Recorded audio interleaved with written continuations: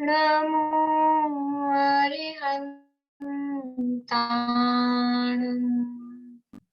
नमो सिद्धाणं नमो आयिर्याणं नमो वज्रायाणं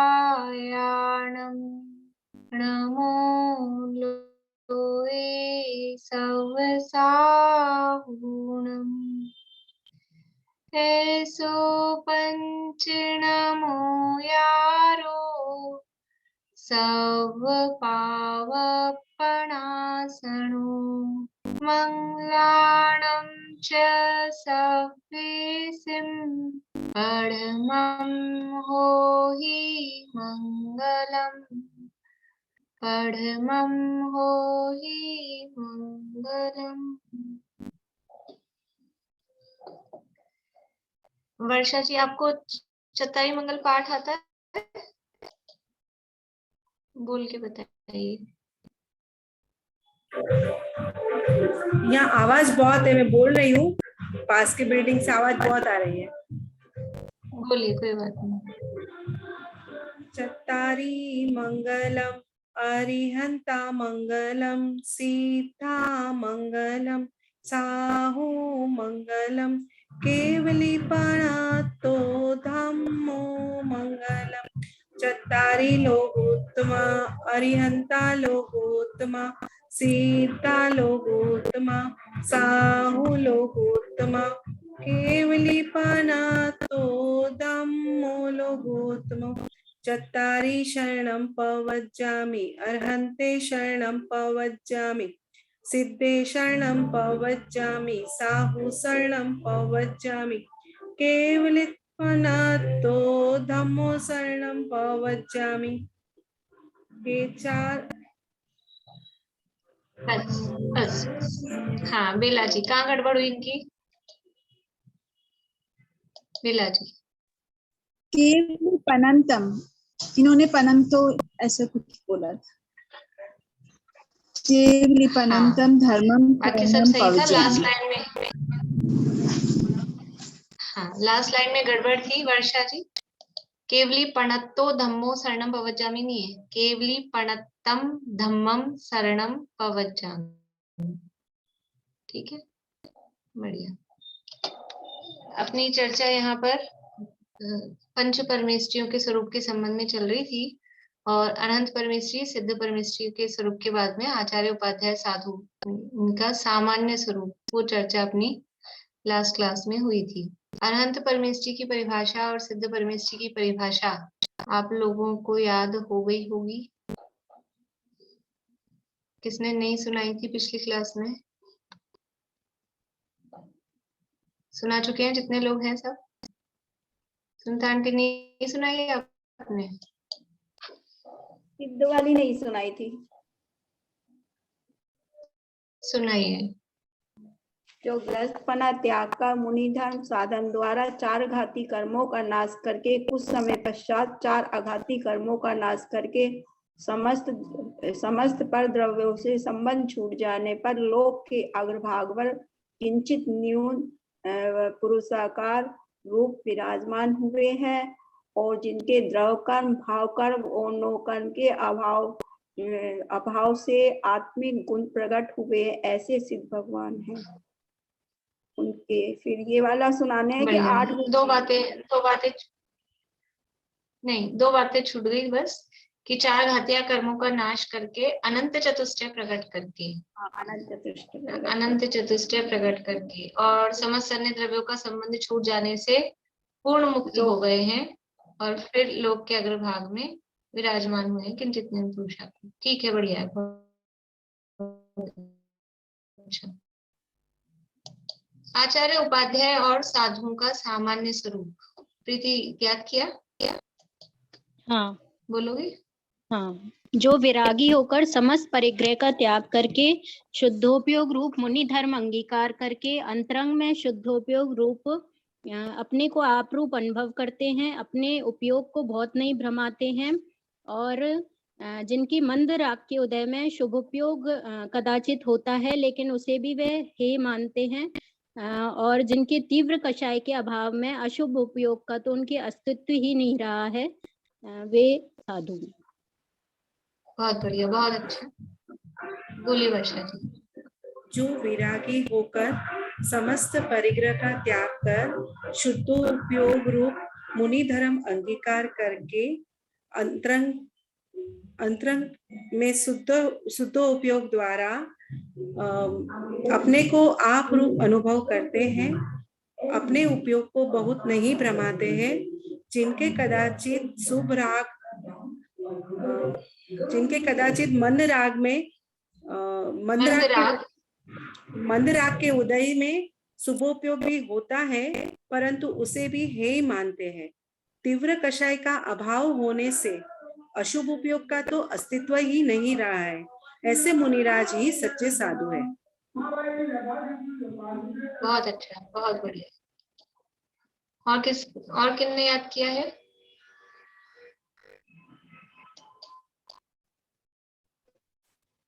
जो विरागी होकर समस्त परिग्रह का त्याग करके शुद्धोपयोग रूप मुनि धर्म अंगीकार करके शुद्धोपयोग द्वारा अपने को आप रूप अनुभव करते हैं और अपने उपयोग को बहुत भरमाते नहीं है, और जिनके कदाचित मंद राग के उदय में शुभोपयोग होता है परंतु वो उसे भी हे ही जानते हैं, और तीव्र कषाय का अभाव होने से अशुभ उपयोग का तो अस्तित्व ही नहीं है, वे ही सच्चे साधु हैं। ऐसे साधु ही सच्चे साधु। बहुत बढ़िया।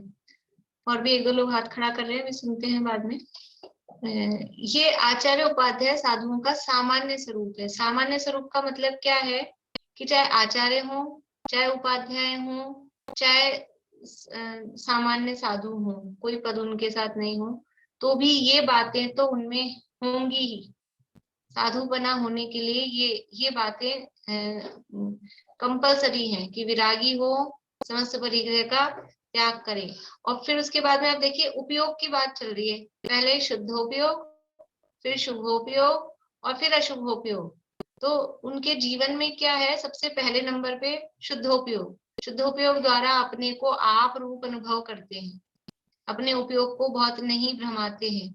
फिर मंदराग के उदय में शुभोपयोग भी होता है।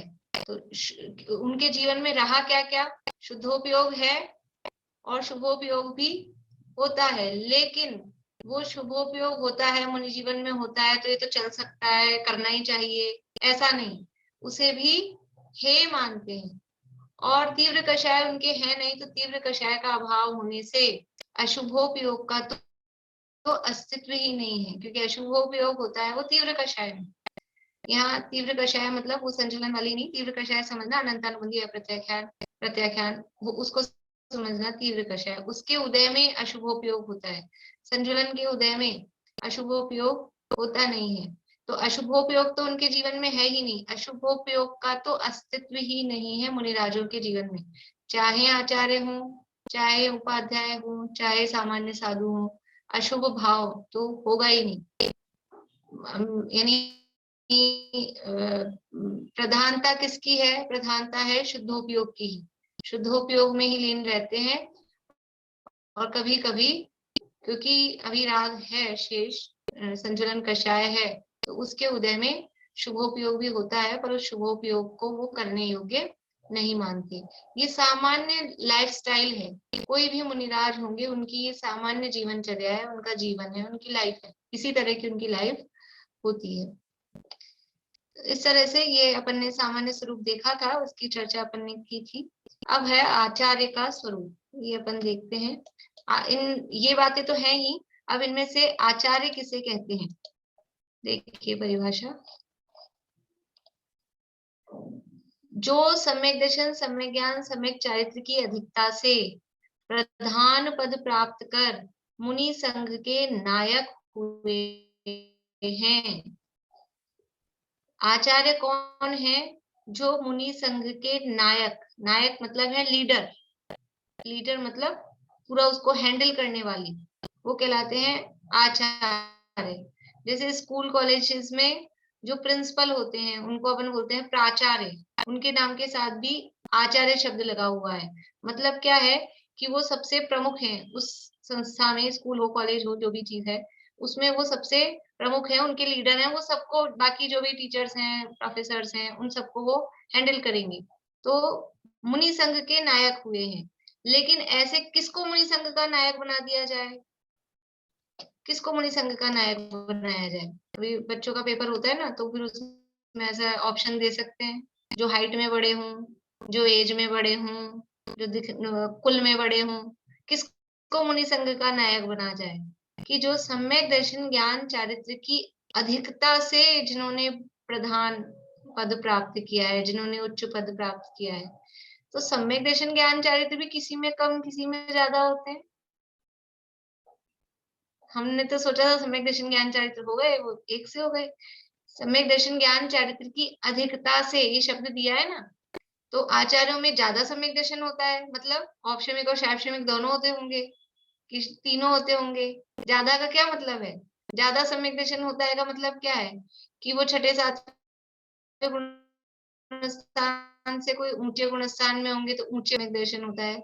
ऐसी बात है क्या? ऐसी बात नहीं है। गुणस्थानों से वो सम्यक दर्शन कम ज्यादा नहीं है। फिर यहाँ तो कोई गुणस्थानों का फर्क ही नहीं है। सभी जो भी मुनिराज होंगे वो छठे सातवें गुणस्थान वर्ती ही होंगे, सच्चे जो भी साधु होंगे, तो गुणस्थान तो सबका एक सही है। फिर सम्यक दर्शन ज्ञान चारित्र की अधिकता का क्या मतलब है? सम्यक दर्शन ज्ञान चारित्र की अधिकता का क्या मतलब है? ट्राई करेंगे आप लोग को?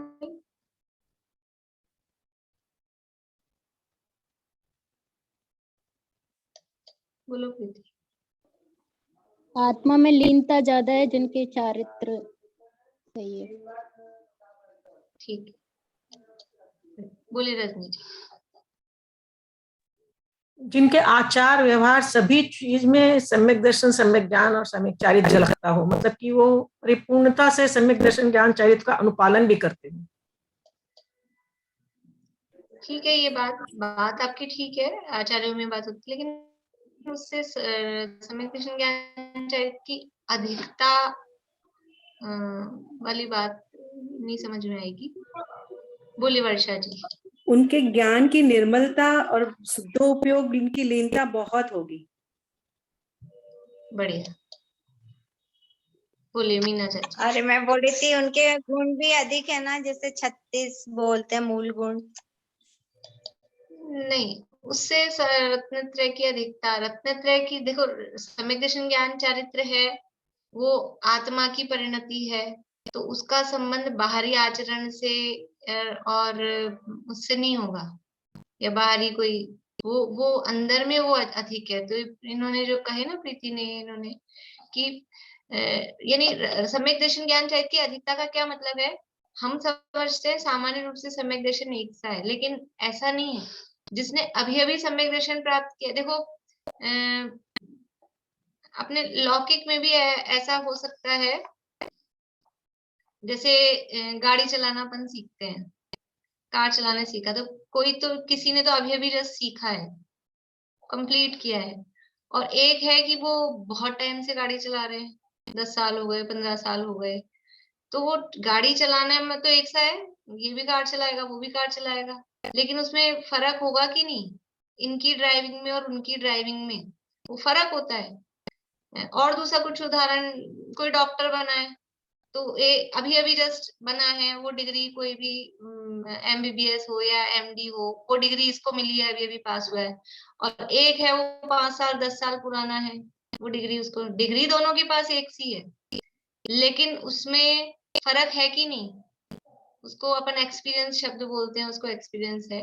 तो यहाँ पर भी डिग्री तो सेम है, सम्यक दर्शन ज्ञान चारित्र, सम्यक दर्शन ज्ञान चारित्र, लेकिन एक तो कोई नया नया सम्यक दृष्टि हुआ है और एक कोई पुराना सम्यक दृष्टि है, तो इसमें बोलते हैं उनकी विशुद्धता में फर्क है। जो शुद्धोपयोग की लीनता, जो ये शब्द कहा ना, तो उनकी वो विशुद्धता में फर्क है। मैच्योरिटी अपन शब्द उसको कह सकते हैं, मैच्योरिटी में फर्क है।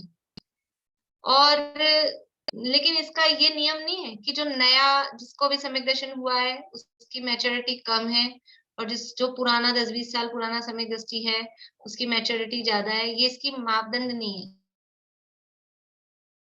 ये भी लेकिन ऐसा भी हो सकता है कि किसी ने अभी अभी 10-20 साल पुराना सम्यक दृष्टि हो और मुनिराज हो, उसकी विशुद्धि कम हो, ऐसा भी हो सकता है। आवाज आ रही है आप लोगों को बराबर? ठीक है, तो नहीं आ रही? क्या आ रही है? अंकल मना कर रहे हैं, कट रही है कुछ कुछ। 1 मिनट में ट्राई करती हूँ दूसरे कनेक्शन से। 1 मिनट वेट।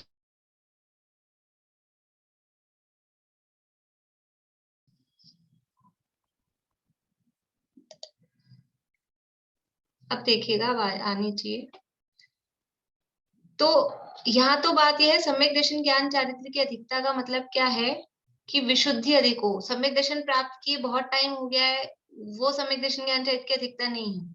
लेकिन कोई जीव ऐसे, कोई ऐसा भी हो सकता है 10 साल पुराना डॉक्टर है, 10 साल से प्रैक्टिस कर रहा है, लेकिन फिर भी उसके एक्सपीरियंस में, और कोई अभी अभी पास आउट हुआ है, अभी अभी डॉक्टर बना है और फिर वो उसने प्रैक्टिस चालू की है, लेकिन उसको क्लियरिटी, उसको अपना जो भी ऑपरेशन वगैरह करना है वो उसको ज्यादा हो, वो उसको निर्मलता यानी क्लियरिटी उसको ज्यादा हो, ऐसा भी हो सकता है। दोनों बातें उसमें हो सकती है। तो बात क्या है कि जिसकी विशुद्धि अधिक है वो कहलाएंगे सम्यक दर्शन ज्ञान चारित्र की अधिकता। वो उसमें कितनी गहराई से, अपनी क्लास में समझ लो, कोई 7-8 साल से 10 साल से पढ़ रहे हैं तो भी वही मतलब उतना ही कुछ गहरा नहीं समझ पाए, और कोई अभी अभी ज्वाइन हुए 1 महीना 2 महीने 6 महीने हुए, लेकिन वो गहराई से समझ सकते हैं। तो इसमें टाइम की बात नहीं है, इसमें एज की भी बात नहीं है, अंदर गहराई कितनी है। और सम्यक दर्शन कहने में एक सा है, एक है, लेकिन एक चौथे गुण स्थान में भी जितने भी सम्यक दृष्टि होंगे, सबकी उस सम्यक के प्रति जो गहराई है वो एक सी नहीं होती है। इसका उदाहरण अपने को 5वें गुण स्थान में मिलता है। 5वें गुण स्थान के 11 भाग करके बताए, 11 प्रतिमा। गुण स्थान 5वां है। 5वां गुण स्थान कैसे बनता है? कैसे बनता है मतलब 5वें गुण स्थान में क्या होता है सरोज आंटी? 5वां गुण स्थान किसको कहेंगे? जिसमें वो एक देश व्रत, मतलब पूरे व्रत नहीं होते हैं, एक देश में। व्रत तो बाहर की चीज है, अंदर से हाँ। बताना है। अंदर से 5वां गुण स्थान किसको कहेंगे? अभी ध्यान नहीं आ रहा है तो। बोली वर्षा। संयम है, संयम। कुछ संयम होता है, कुछ असंयम होता है। नहीं, बोली मीना चाची। 2 कषाय चौकड़ी के अभाव पूर्वक जितनी हाँ, 2 कषाय चौकड़ी के अभाव पूर्वक जो वीतरागता है उसका नाम पंचम गुण स्थान है। वो आप लोगों के जवाब सही हैं, कुछ संयम है कुछ असंयम है, लेकिन वो कैसे? तो जितने भी 5वें गुण स्थान में जीव होंगे उन सबके कितनी कषाय चौकड़ी का अभाव होगा?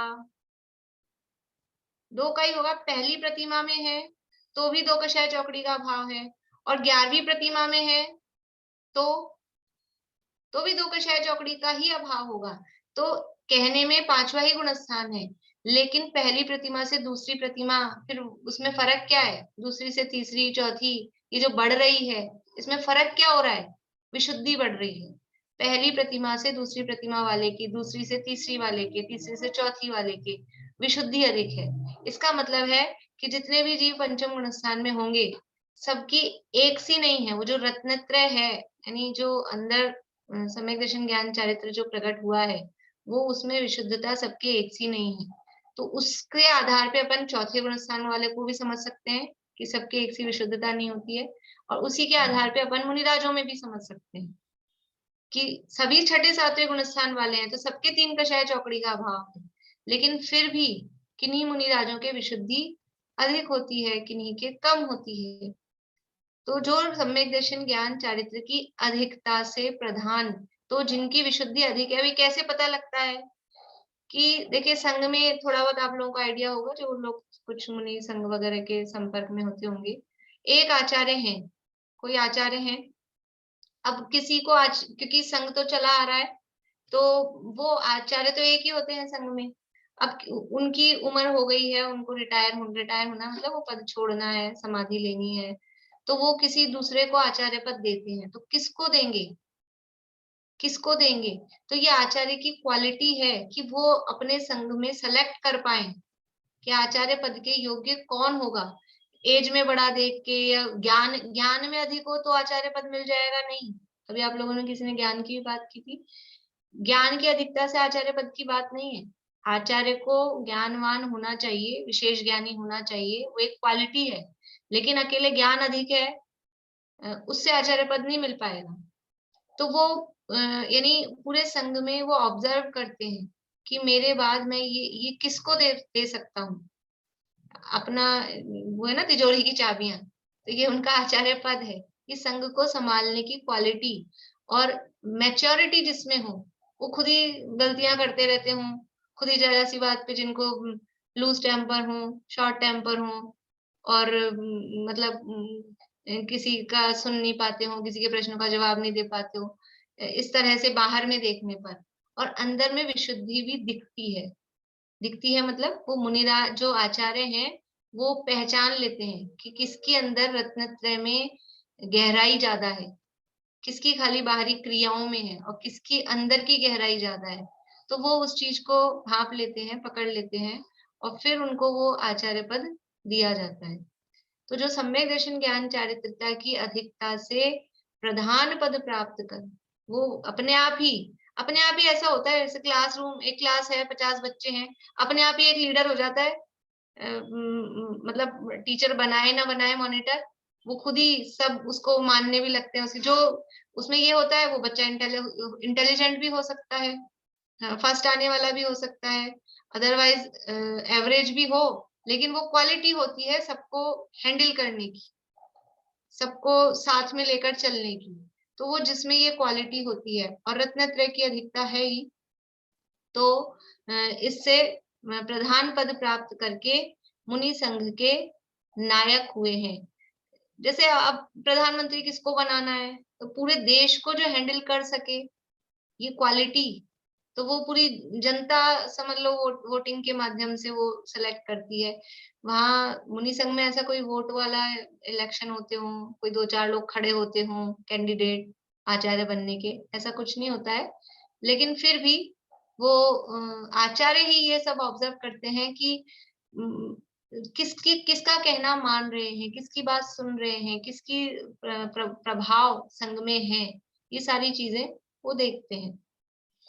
तो पहली बात क्या हुई, जो सम्यक दर्शन ज्ञान चारित्र की अधिकता से प्रधान पद प्राप्त कर मुनि संघ के नायक हुए हैं। मतलब इसमें मेन बात तो क्या है, मुनि संघ के नायक। लेकिन वो कैसे हुए हैं मुनि संघ के नायक, ऐसे ही नहीं हो गए हैं, वो सम्यक दर्शन ज्ञान चारित्र की अधिकता से उन्होंने ये प्रधान पद प्राप्त किया है और उसके माध्यम से मुनि संघ के नायक हुए हैं। अब करते क्या है, तथा जो मुख्य पने तो निर्विकल्प स्वरूपाचरण में ही मग्न रहते हैं। आचार्य का काम क्या होता है कि संघ का संचालन करना, संघ की व्यवस्था देखना, इसी में लगे रहते हैं। इसलिए मुनि नहीं बने क्योंकि पीछे ऊपर के है उनका सामान्य स्वरूप, शुद्धोपयोग द्वारा अपने को आप रूप अनुभव करते हैं। तो आचार्य भी कोई घर छोड़ के या संघ की व्यवस्था संभालने में लग जाए तो क्या फायदा, घर में ही रहते। इसलिए मुख्य पने तो निर्विकल्प स्वरूपाचरण में ही मग्न रहते हैं। निर्विकल्प स्वरूपाचरण मतलब अपना जो आत्मा है वो, उसमें कोई विकल्प का अर्थ यहाँ लेना, कोई राग द्वेष की जो बातें जो अपने को आते रहते हैं, दुनियादारी की बातें और दूसरे संबंधी बातें, वो सब कहलाते हैं विकल्प।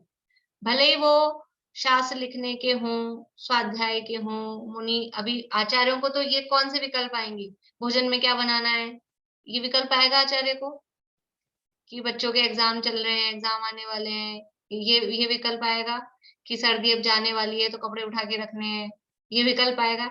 ऐसे विकल्प नहीं आएंगे। ये विकल्प किसको आएंगे, ये तो लेडीज को आएंगे। और व्यापार धंधा क्या करना है, कौन सा मार्केट चढ़ रहा है, उतर रहा है, बजट आ रहा है तो उसमें क्या हो रहा है, ये विकल्प किसको आएंगे, ये पुरुषों को आएंगे। लेकिन ये दोनों गृहस्थों के हैं। मुनिराज को ना व्यापार धंधे वाले आने हैं और ना भोजन पानी के बच्चों के आने। अगर आते हैं तो वो तो भूमिका ही नहीं है उनकी, क्योंकि कह दिया ना अशुभ का तो उनके अस्तित्व ही नहीं है।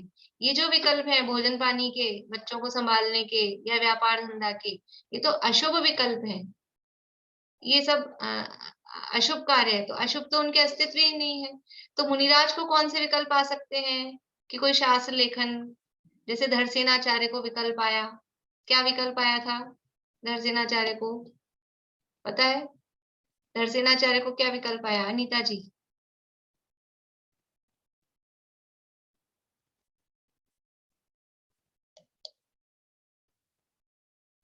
बता रहे हो?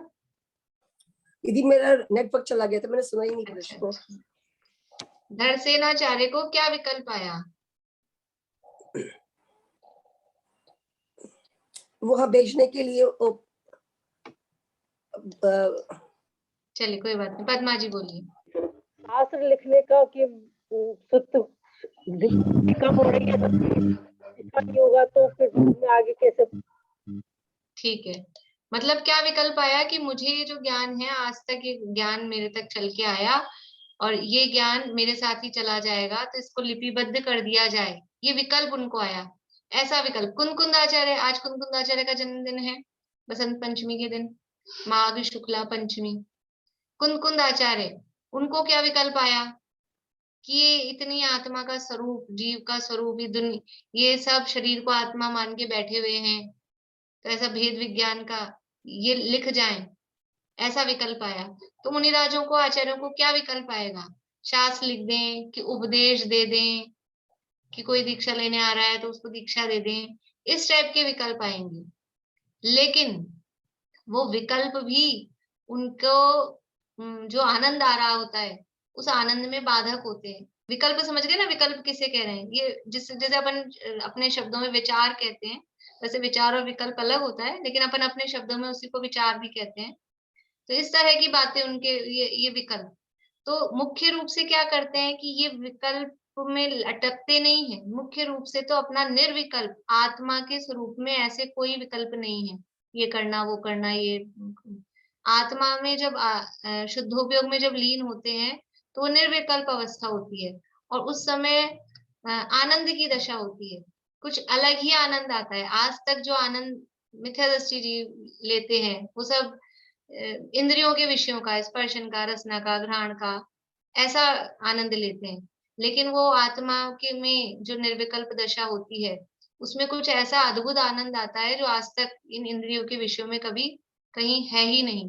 तो वो मुख्य रूप से उस अपने आत्मा के अतीन्द्रिय आनंद में निर्विकल्प स्वरूपाचरण, विकल्पों से रहित अपने स्वरूप के आचरण, मतलब स्वरूप में लीनता, उसमें ही मग्न रहते हैं, अपने स्वरूप में ही मग्न रहते हैं। मुख्य रूप से तो वो ही करते हैं, पर कभी कभी रागांश के उदय से, पर क्या है कि पूर्ण वीतरागी नहीं हुए हैं, संजुलन कषाय अभी बाकी है, तो उसका उदय आ जाता है और आत्मा में ये निर्विकल्प स्वरूपाचरण में ही हमेशा ऐसा लीन नहीं रह जाता है। हमेशा लीन हो जाए तो अनंत बन जाए, लेकिन वो उसमें पूर्ण रूप से लीन नहीं रह जाता है तो राग का उदय आ जाता है। तो रागांश यानी राग के अंश, राग का अंश यानी वो जो संजुलन कषाय बची हुई है, उस रागांश के उदय से करुणा बुद्धि हो, वो कषाय का उदय तो आया और अंदर में फिर अपने को ऐसी करुणा भाव भी आए। देखो मुनिराज के तो ये राग का उदय तो आता रहता है, छठा सातवां ये गुणस्थान होते रहता है, और स्वरूपाचरण में हर समय कंटिन्यूअसली लीन रहा नहीं जाता है, अंतर्मूर्त अंदर अंतर्मूर्त बाहर आत्मा से, ऐसा चलता है। तो राग का उदय तो आ रहा है बार बार में अंतर्मूर्त में, हर अंतर्मूर्त में, लेकिन कभी करुणा बुद्धि आ जाए, सामने कोई जीव बैठे हुए दिखे तो धर्म के लोभी अन्य जीवों को धर्मोपदेश देते हैं। कभी कभी रागांश के उदय से फिर अंदर करुणा बुद्धि हो तो धर्म के लोभी अन्य जीवों को क्या करते हैं? धर्मोपदेश देते हैं, और दीक्षा लेने वाले को योग्य जान दीक्षा देते हैं, और क्या करते हैं? अपना दोष प्रकट करने वाले को प्रायश्चित विधि से शुद्ध करते हैं। ऐसा आचरण करने और कराने वाले आचार्य कहलाते हैं। देखो आचार्य के कितने काम हैं?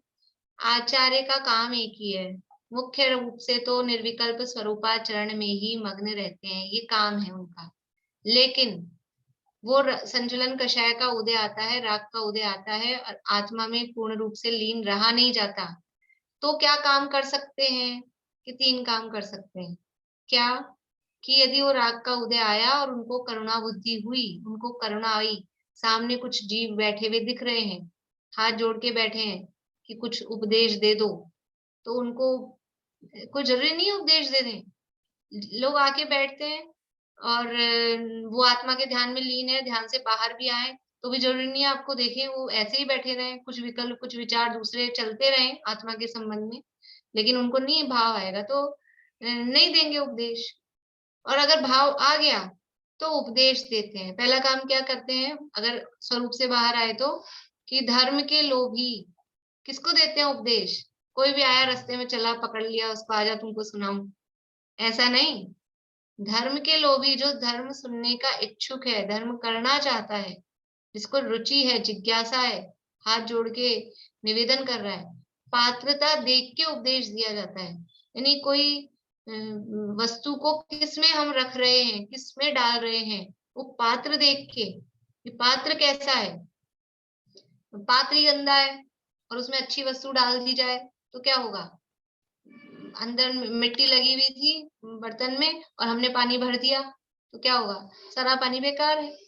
तो पात्र देख के धर्म के लोभी जो जीव हैं उनको धर्मोपदेश देते हैं। और क्या काम करते हैं, खाली उपदेश ही देते हैं क्या कि नहीं, कोई आ जाता है अपना दीक्षा लेने का, किसी को भाव है कि महाराज हमें दीक्षा दे दो, तो दीक्षा लेने वाले को दीक्षा दे देते हैं। नहीं, योग्य जान दीक्षा देते हैं। कोई भी आ जाएगा दीक्षा दे दो ऐसे नहीं है। दीक्षा लेने के लिए ये आचार्य के स्पेशल ये मतलब जो मुख्य काम है ना बाहर में, वो ये काम है, उपदेश देना, दीक्षा देना और तीसरा है प्रायश्चित देना। ये काम आचार्य के अलावा दीक्षा कोई भी सामान्य साधु होंगे वो दीक्षा नहीं दे सकते, आचार्य दीक्षा देते हैं। प्रायश्चित देना होगा तो कोई भी एक दूसरे को दे दे ऐसा नहीं, आचार्य प्रायश्चित देते हैं।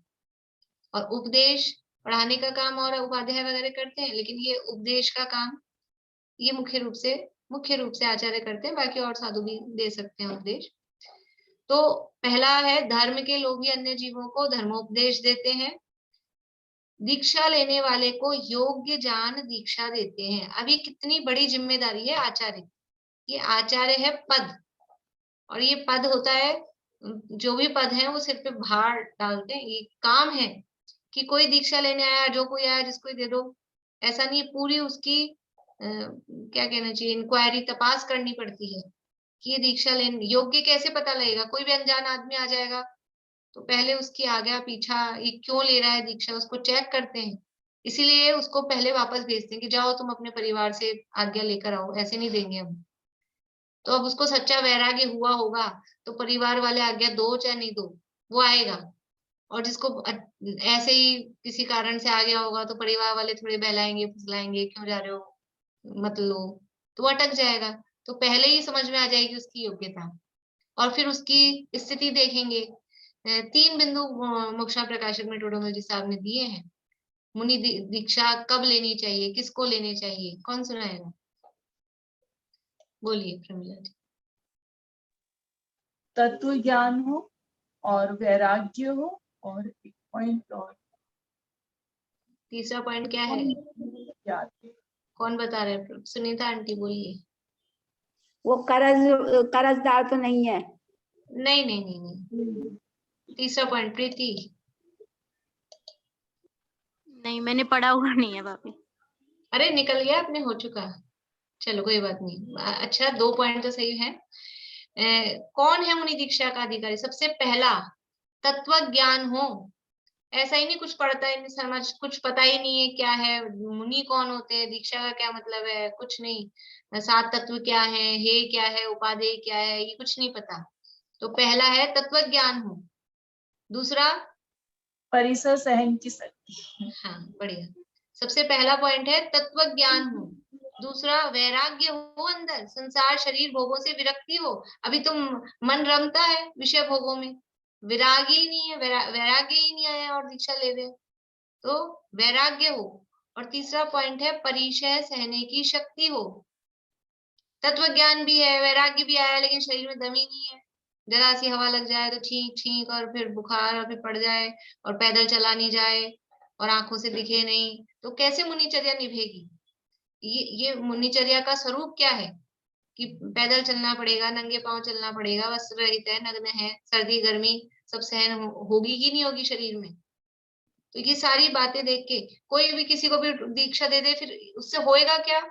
होगा क्या? किसी को भी दीक्षा दे दी कि नहीं साहब, ये आया था हमने दे दी, तो अब उसके शरीर में ताकत थी नहीं, फिर क्या होगा कि या तो जल्दी ही समाधि लेनी पड़ेगी और वो परिणाम आकुलित होंगे। समाधि की क्या बात है, वो निभेगा नहीं तो परिणाम उसके आकुलित होंगे। तो ये तो उसका मतलब बुरा हुआ जिसको दीक्षा दी। इससे तो घर गृहस्थी में रह के धर्म साधना करता वो अच्छा था, यहाँ होगी नहीं तो ये उसका बुरा हुआ। और अगर नहीं होगी तो कुछ ना कुछ उपाय करेगा बाहरी दूसरे, तो मुनि धर्म को बदनाम करेगा, जिन धर्म को बदनाम करेगा। सर्दी नहीं सहन हो रही है तो कुछ ये कर लो वो कर लो, कमरे में बंद हो जाओ, कपड़े तो नहीं पहनेंगे, बाहर से कुछ ढक लिया, ये ढक लिया, हेलोजन लगा ली, उसकी गर्माहट आ जाए, दूसरे दूसरे जो भी ये उपाय होंगे, ये सब क्या है? मुनि धर्म को बदनाम करेगा। तो ये परिचय सहने की शक्ति, सर्दी गर्मी भूख प्यास, दिन में एक बार, दिन में ले आहार, एक बार ही होगा आहार, दोनों टाइम नहीं होगा, 4-5 टाइम नहीं होगा, और वो भी मिल जाए तो मिल जाए, नहीं मिले तो नहीं मिले। उपवास करने की ताकत है कि नहीं है? एक टाइम खाते हैं एसिडिटी हो जाती है और पित्त पड़ जाते हैं और ऐसी स्थिति हो रही है और चले हैं मुनि बनने, फिर ऐसे नहीं। तो दीक्षा लेने वाले को योग्य जानकर दीक्षा देते हैं और फिर वो उसके बारे में पूरी खबर, जो अभी सुनता आंटी कह रही थी, ये क्यों आ गया है दीक्षा लेने, तो वैराग्य है कि नहीं? वैराग्य नहीं है, बहुत कर्जा चढ़ गया था तो सोचा मुनि बन जाओ, तो फिर कर्जदार क्या करेंगे? तो ऐसे नहीं कि पीछे का कर्जदार है, पीछे घर में जिम्मेदारियां पड़ी और ये मुनि बन गए, ऐसा नहीं। घर वाले आके आचार्य के सिर पे डंडे लगाएं कि ये क्या किया आपने, ऐसा नहीं। और भी समझ लीजिए दूसरी दूसरी, घर में खाने पीने को नहीं था, बहुत गरीब आदमी था, तो सोचा चलो मुनि बन जाओ, भोजन ही मिल जाएगा। इन विचारों से, इससे क्या है, वो धर्म बदनाम होता है, क्योंकि अंदर में पात्रता है नहीं, वो भूमिका है नहीं, और फिर वो बन जाएंगे तो कुछ भी काम करेंगे। आदिनाथ जो ऋषभदेव थे, जब वो मुनि बने तो वो उनके साथ कोई बड़ा आदमी कोई काम करता है तो बाकी आगे मतलब लोग उसको फॉलोअर्स हैं वो भी वही नकल करते हैं कि इन्होंने किया है तो अपन भी करो। तो उन्होंने दीक्षा ली तो उनके साथ में 4000 राजाओं ने दीक्षा ले ली, लेकिन हुआ क्या कि ना तो तत्व ज्ञान था, क्योंकि उससे पहले वो तो पहले तीर्थंकर थे ना, तो कोई धर्म का उपदेश कुछ ऐसा हुआ ही नहीं था। उपदेश तो अब देंगे केवल ज्ञान होने के बाद में। तो ना तो कोई तत्व ज्ञानी थे विशेष, ना कोई सच्चा वैराग्य आया था, देखा देखी में ले रहे थे, और परिचय सहने की क्षमता वमता का भी कुछ पता नहीं था। तो क्या हुआ, अब वो तो दीक्षा लेके बोलते नहीं है। तीर्थंकर जो मुनि होते हैं वो दीक्षा से लेके केवल ज्ञान तक मौन रहते हैं, बोलते नहीं, कोई उपदेश नहीं, कुछ नहीं, मौन रहते हैं। तो ये तो कुछ बोल नहीं रहे हैं और ये तो ध्यान में बैठ गए 6 महीने तक। पता है ना, 6 महीने तक तो आत्मा के ध्यान में बैठ गए। अपन ने आदिनाथ भगवान का चैप्टर पढ़ा है, 6 महीने तक बैठ गए आत्मा के ध्यान में। अब ये क्या करें, अब ये कुछ करते तो उसकी नकल करते। बच्चा आ जाता है मम्मी के साथ मंदिर और वो माला फेर रही है तो ये भी लेके बैठ जाता है माला, और फिर देखता रहता है अब क्या कर रही है, अब क्या कर रही है, आंख खोल खोल के। अब ये भी 4000 उनको देखें तो बैठे, इनसे बैठा तो रहा नहीं जाए, आत्मा का कोई ज्ञान नहीं, तो अनुभव हो नहीं रहा है, करें क्या? भूख लगने लग गई, प्यास लगने लग गई, अब नगर में ऐसे जा नहीं सकते, तो सब भ्रष्ट हो गए। कोई पेड़ के फल खाने लगा, कोई कुछ खाने लगा, किसी ने कोई छाल, पेड़ की छाल ओढ़ ली, सर्दी लग रही है तो कुछ करा, ये सब। तो स्वर्ग से इंद्र ने आके उनको डांटा कि तुम्हें जो करना है जो करो, नग्न दिगंबर वेश धारण करके ये उटपटांग कुछ भी काम जो कर रहे हो, इससे धर्म बदनाम होता है। कपड़े पहन के गृहस्थ बनना है वो बनो, नग्न दिगंबर होके इस तरह के काम वो नहीं कर सकते। तो वो तो उस समय तो आते थे स्वर्ग से देव, तो उन्होंने आके डांट लगा दी। लेकिन ये तो उनकी बात है, तीर्थंकर के साथ जो हुए। तो आचार्य भी हैं यहाँ सामान्य रूप से, और किसी को भी दीक्षा दे देंगे, धर्म को बदनाम करेंगे। बदनाम कौन होगा उससे, कि किसके संग में, किसने दी थी दीक्षा? अभी ऐसे होता है ना, मतलब ऐसा लगता ही है कि कहीं कोई जाके कुछ भी बताए और फिर बोले किसने पढ़ाया था आपको, तो फिर वो पढ़ाने वाले का नाम बदनाम होता है ना। तो ऐसे किसने दी थी दीक्षा? तो वो आचार्य की जिम्मेदारी होती है उसको योग्य जान दीक्षा देंगे। तीसरा जो इम्पोर्टेंट काम है क्या है, अपने दोष प्रकट करने वाले को प्रायश्चित विधि से शुद्ध करते हैं। प्रायश्चित एक यानी प्रायश्चित के जो विधान होते हैं वो एक शास्त्र में, प्रायश्चित शास्त्र उसको बोलते हैं, वो एक विशेष शास्त्र होता है। सामान्य जनता पब्लिक को तो पढ़ाया ही नहीं जाता है, सामान्य मुनिराजों को भी नहीं पढ़ाया जाता है। उस प्रायश्चित शास्त्र का ज्ञान जो आचार्य बनने वाला है, जिसको आचार्य योग्य जान रहे हैं, उसको ही वो प्रायश्चित शास्त्र पढ़ाया जाता है।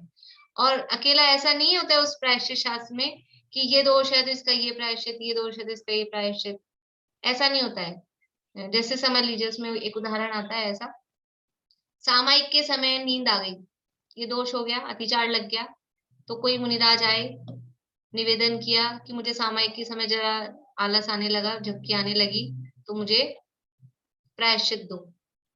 तो क्या ऐसा जिसको सामायिक के समय नींद आएगी सबके लिए एक सी सजा, एक सा प्रायश्चित, सजा मतलब प्रायश्चित सबके लिए एक सा होगा कि नहीं? वो कौन है, व्यक्ति देख के क्यों आई है, उसके कारणों का ज्ञान, यानी आचार्य पद इतना यानी वो व्यापक दृष्टि से देखने वाले, सोचने वाले होते हैं कि कोई जवान मुनिराज है, यंग मुनिराज है, और वो बोल रहे हैं कि मुझे सामायिक के समय नींद आ गई है, तो उनको प्रायश्चित देंगे 3 दिन उपवास करो, क्योंकि इंद्रियां प्रबल हो रही हैं भोजन आदि करने से, वो प्रमाद आ रहा है, तो 3 दिन उपवास करो। एक वृद्ध मुनिराज आए, सेम, मेरे को सामायिक के समय प्रमाद आ गया, नींद आ गई, झपकी आ गई, प्रायश्चित चाहिए, उनको क्या प्रायश्चित देंगे? आप 3 दिन बिल्कुल भी उपवास नहीं करोगे, उपवास करे जा रहे थे, तो उससे उनको शिथिलता आ रही थी। तो जैसे वैद्य जी होते हैं, वो व्यक्ति देख के भी तो दवाई दी जाती है कि ये बुखार की एक ही दवाई है, ऐसा नहीं है। उस व्यक्ति को देख के इसको क्या सूट करेगा, क्या नहीं सूट करेगा, बुखार हुआ क्यों है, उस हिसाब से दवाई देते हैं। वैसे ही प्रायश्चित भी, तो अपने दोष, मुनि संघ में परंपरा है, ये विधान होता है कि आहारचर्या के बाद तो आके प्रायश्चित लेते ही हैं सब, और अगर कोई घटना विशेष घटी हो आहार के समय तो उसका निवेदन करते हैं आचार्य से आके कि आज ऐसा ऐसा हुआ। आहार के समय ही के लिए क्यों कहा है? क्योंकि बस उसी लिए बाहर जाते हैं अलग से, आहार के लिए ही नगर के संपर्क में, व्यक्तियों के संपर्क में आते हैं, अदरवाइज संघ में है, अपने ध्यान वगैरह कर रहे हैं। और भी कोई उस बीच में जैसे सामायिक में नींद आ गई, इस तरह की कोई गलती होती है तो वो लेते हैं प्रायश्चित। लेकिन आहार से जब आते हैं तब तो आके वो सारे समाचार अपने आचार्य को बताते हैं। तो उसमें सामान्य रूप से तो प्रतिक्रमण वो आहार के समय जो भी दोष हुआ हो जाने में आने में, उसके लिए वो सामान्य रूप से तो करते ही हैं। लेकिन कोई विशेष बात हुई हो, जैसे कि कोई घटना याद आती है, आहार के लिए गए थे और फिर कोई विशेष घटना हो गई, फिर उन्होंने आके निवेदन किया। रक्षाबंधन की कथा, रक्षाबंधन की कथा में वो श्रुत सागर मुनिराज, कथा तो पता है सबको, कथा तो पता है ना रक्षाबंधन की। श्रुत सागर मुनिराज से वो आहार के लिए गए थे, वो आने में लेट हो गए थे, और उससे पहले ही संघ में उन्होंने ये निवेदन कर दिया था जो अकंपनाचार्य थे कि ये मंत्री और राजा आएंगे तो सबको मौन रहना है, उनसे वाद विवाद नहीं करना है। लेकिन वो श्रुत सागर वहां एब्सेंट थे, उपस्थित थे नहीं, और वो आ रहे थे और वो मंत्री वगैरह आके चले गए थे यहाँ संघ से, तो और रास्ते में मिल गए श्रुत सागर मुनिराज को, और रास्ते में ही उन्होंने कुछ टोंट मारा कि देखो एक बैल चला आ रहा है मूर्ख, ऐसा करके। तो उन्होंने वो, उनका नाम था श्रुत सागर, मतलब ज्ञान श्रुत आगम, मतलब ज्ञान जिनमें अगाध था, ऐसे वो श्रुत के सागर थे। तो उन्होंने खूब तर्क वितर्क देके और उनकी सारी बोलती बंद कर दी, राजा के सामने उनकी इंसल्ट हो गई, उन्हीं को बैल सिद्ध कर दिया कि तुम ही हो बैल। और वो बड़े मतलब उसके साथ में फिर आए, तो आकर, वो तो सिद्ध कर ही आए थे, तो आकर अकंपनाचार्य को कैसे पता लगा? यद्यपि विशेष ज्ञानी भी होते हैं, वैसे भी पता लग सकता है, लेकिन उन्होंने आके जो घटना घट गई वो आके अकंपनाचार्य को बताई कि मैं आ रहा था तो रास्ते में ऐसे ऐसे वो मंत्री और वो मिल गए और मैंने सबकी बोलती बंद कर दी, चुप कर दिया सबको। धर्म की निंदा कर रहे थे, वो तो प्रसन्न हो रहे थे। अब वो अकंपनाचार्य एकदम गंभीर हो गए कि ये क्या हुआ, ये क्या किया। तो फिर इन्होंने निवेदन भी किया कि ये प्रायश्चित। तो भी अब वो अकंपनाचार्य तो तैयार नहीं थे कठोर प्रायश्चित, बोले अब तो संघ पे ही संकट आने वाला है, प्रायश्चित से क्या होगा। तो फिर ये सागर स्वयं ही वहीं जाके संघ से अलग होके वहां जाके खड़े हो गए। फिर जो घटना हुई वो पता है। तो ऐसा ये जो भी प्रायश्चित लेने आता है तो उसको प्रायश्चित विधि से, प्रायश्चित के माध्यम से क्या होता है, शुद्ध। प्रायश्चित से यानी दोष लगा था, अशुद्ध हुए थे, तो प्रायश्चित विधि के माध्यम से शुद्ध। देखो दोष का तो कोई वो है नहीं, दोष तो जो लग गया वो लग गया, लेकिन एक हमारी जो मन है, वो मन में उस दोष के कारण मन अशुद्ध बना रहता है कि ये दोष हो गया, दोष हो गया, दोष हो गया। तो प्रायश्चित के माध्यम से वो हमारा मन पवित्र हो जाता है, मन शुद्ध हो जाता है बस। बाकी तो जो काम हो गया वो तो हो ही गया, हुए वे में तो कुछ बदल सकते ही नहीं है ना, कि जो वाद विवाद हो गया मंत्रियों के साथ में, अब उसमें क्या कर सकते हैं। लेकिन अब एक अपने मन के सेटिस्फेक्शन के लिए, मन की शुद्धि के लिए वो प्रायश्चित होता है। अपने दोष प्रकट करने वाले को प्रायश्चित विधि से शुद्ध करते हैं। ऐसा आचरण करने और कराने वाले, कौन सा आचरण तो करते हैं और कौन सा आचरण कराते हैं, कि ये मुख्य रूप से निर्विकल्प स्वरूपाचरण में मग्न रहना, ये आचरण भी करते हैं, और धर्मोपदेश देना, दीक्षा देना, प्रायश्चित विधि से शुद्ध करना, ये भी करते हैं। तो ऐसा आचरण करने और कराने वाले, कि वो दीक्षा दे रहे हैं तो जो दीक्षा ले रहा है वो भी तो उनके साथ में कुछ कर रहा है ना, दीक्षा लेने के काम। जो प्रायश्चित ले रहा है वो प्रायश्चित दे रहे हैं, वो ले रहा है। तो ऐसा आचरण करने और कराने वाले आचार्य कहलाते हैं। इसमें जहां जहां कॉमा है वो एक एक बात है, उसको पॉइंट वाइज आप लोग याद करेंगे तो हो जाएगी। फिर से एक बार पढ़ती हूँ। जो सम्यक दर्शन ज्ञान चारित्र की अधिकता से प्रधान पद प्राप्त कर मुनि संघ के नायक हुए हैं, पहली बात। तथा जो, दूसरी, मुख्य पने तो निर्विकल्प स्वरूपाचरण में ही मग्न रहते हैं। फिर तीसरी, कभी कभी रागांश के उदय से करुणा बुद्धि हो तो धर्म के लोभी अन्य जीवों को धर्मोपदेश देते हैं। दीक्षा लेने वाले को योग्य जानकर दीक्षा देते हैं और अपना दोष प्रकट करने वाले को प्रायश्चित विधि से शुद्ध करते हैं। 5 बातें हुई। ऐसा आचरण करने और कराने वाले आचार्य कहलाते हैं। अब ये जो ऊपर सामान्य स्वरूप पड़ा था वो तो है ही सारी बातें, अपने उपयोग को बहुत नहीं भ्रमाते हैं और शुद्धोपयोग द्वारा अपने को आप रूप अनुभव करते हैं और समस्त परिग्रह के त्यागी होते हैं, अशुभोपयोग का तो अस्तित्व ही नहीं है। ये तो सब बात है ही आचार्य के जीवन में, लेकिन जो विशेष बात है वो यहाँ विशेष परिभाषा में बताई गई है कि ये सारी विशेषताएं और ये बाहर में दीक्षा देने वाली, प्रायश्चित देने वाली और सम्यक दर्शन ज्ञान चारित्र की अधिकता, प्रधान पद, ये आचार्यों में ही विशेष होता है। इस तरह से ऐसे आचार्यों का स्वरूप हम समझें। और कुंद आचार्य को आचार्य पद कब मिला? तो कुंद आचार्य का तो आज जन्मदिन है। अभी संजीव जी का प्रवचन होगा इसी पे विशेष रूप से 8 बजे से, वो लोग आप लोग वो सब सुने। और लेकिन कुंद आचार्य, पहली बात तो उन्होंने दीक्षा कब ली, कितने वर्ष की उम्र में ली? 11 साल के थे केवल। हम सब कितने साल के हो गए, कितनी बार ले सकते हैं, कितना मल्टीप्लाई हो गया है।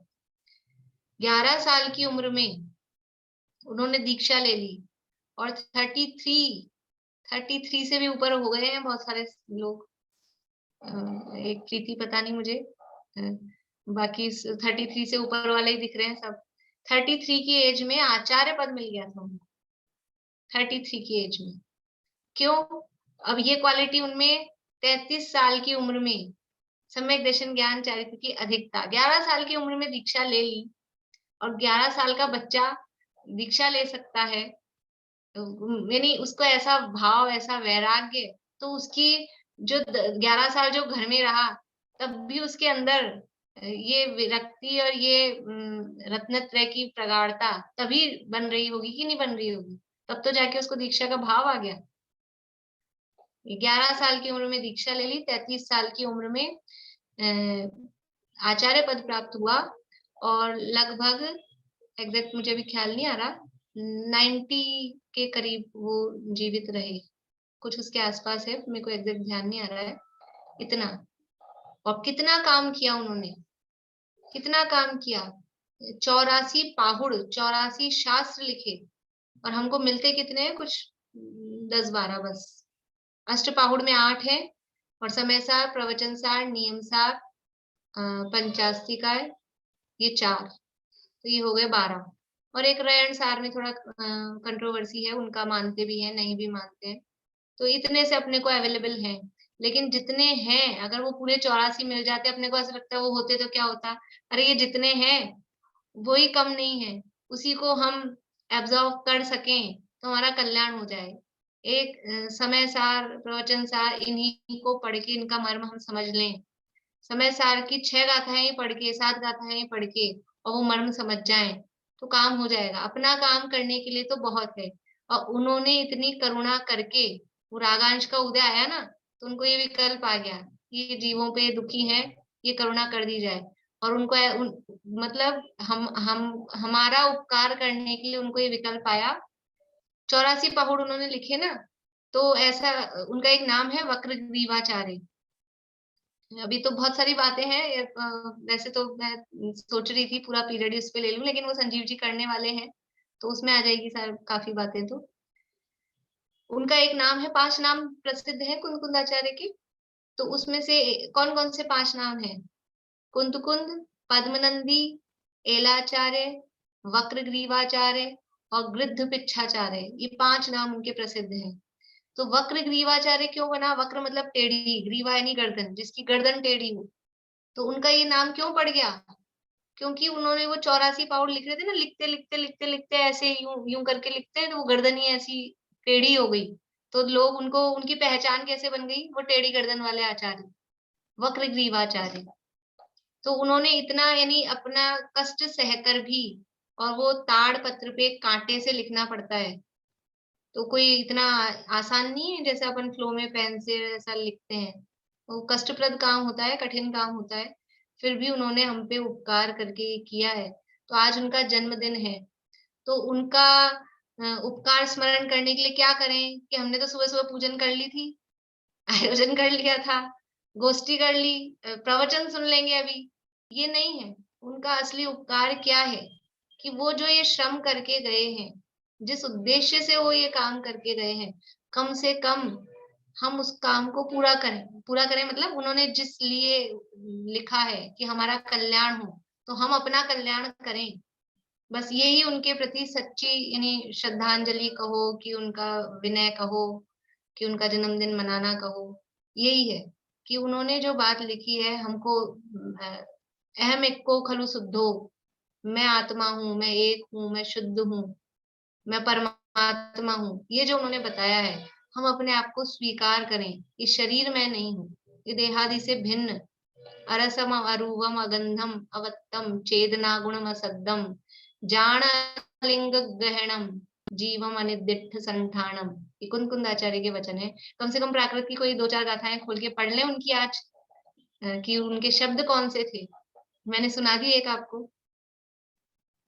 तो ये कुंदकुंदाचार्य महान आचार्य हुए हैं, कलिकाल सर्वज्ञ उनको कहा जाता है, कि इस कलिकाल यानी पंचम काल में सर्वज्ञ के जैसा काम जिन्होंने किया है, जो सर्वज्ञ परमात्मा अरहंत भगवान जो काम करते, वो काम उन्होंने किया है। इसीलिए मंगलम भगवान वीरो, मंगलम गौतमो गणी, उसके बाद में मंगलम धरसेनाचार्य नहीं आया, मंगलम कुंदकुंदाद्यो, क्योंकि जो अध्यात्म उन्होंने दिया है, सीधा आत्मा की बात, भेद विज्ञान की बात, इसलिए कुंदकुंदाचार्य। जितनी भी मूर्तियां बनती है ना अपने प्रतिष्ठित होती हैं, वो महावीर भगवान की और आदिनाथ की, और वो तो उनका चिन्ह बाद में होता है, पहले उसकी प्रशस्ति में वो जो लिखा होता है ना नीचे प्रतिमा पे, उसमें कुंद कुंद नामनाए, कुंद कुंद नामनाए, सब मूर्तियों पे कुंदकुंदाचार्य का नाम मिलेगा। तो इस तरह से ऐसे महान आचार्य, आज उनका जन्म दिवस है, हमको उनकी महानता ख्याल में आए, महिमा आए, आचार्य परमेश्वर, पंच परमेष्ठियों में हम हमेशा उनको नमस्कार करते हैं, जब भी हम नमोकार मंत्र बोलते हैं, कितनी बार बोलते हैं दिन में, तो उनको नमस्कार करते हैं और वो तो शीघ्र ही निर्वाण को प्राप्त करेंगे ही, और हम सब भी शीघ्र ही निर्वाण को प्राप्त करें, इसी भावना से अभी की बात पूरी करते हैं। जिनवाणी स्तुति कौन बोल रहे हैं? बोलिए।